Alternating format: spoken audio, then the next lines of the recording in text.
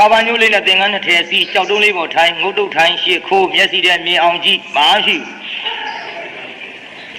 သူ့ဘဝသူနှမျောတဲ့မျက်ရည်လေးကကြမနေနိုင်လို့သာထွက်တာကဲထူးပါဘူးဆိုပြီးမြေထဲနောက်ပြန်ဂျွန်းပစ်ချဟောင်းဆိုမြုပ်သွားတော့ဝမ်းနှစ်ရိုက်လောက်ဝေခြင်းလို့ခုန်ချသေကံမရောက်တက်မပြောက်အပေါ်ပြန်ပေါ်လာဟာမလေးဟာမလေးသေခြင်းလို့ခုန်ချတာမသေးပဲပေါ်လာအဲ့ဒီကြောက်လို့မလေးဖျားသမုဒ္ဒိသာဝိဒာနဲ့သမုဒ္ဒိသာဝိဒာဣတိပိသောတွေရွတ်လို့ရွတ်တရားနာပိသာကိုယ်ကိုကာယကြီးဖူးဖွားနဲ့တခါတည်းကြွက်စုံလေးရေထဲမျောလာတယ်လို့တော်ပါသေးရဲ့တစ်တုံးတုံးသွားမိဟာတော်ပြီမလီနောက်မြုပ်သွားတာတစ်တုံးရဲ့နင်းအသက်ခင်ကြီးပါပဲ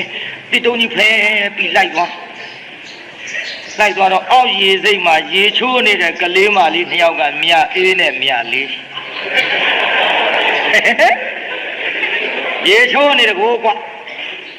သမင်းရရှာလေးတွေနဲ့အဝတ်တွေလျှောပြီးတော့ရေချိုးနေကတုံးကြီးနဲ့လိမ့်နဲ့မျောလာ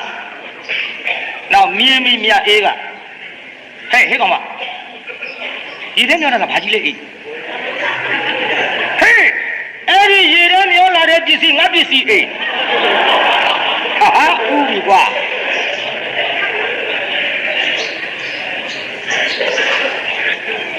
မြအေးကရေထဲမျောလာတဲ့ပစ္စည်းငါပစ္စည်းလို့ဥလိုက်တော့လေမြလေးက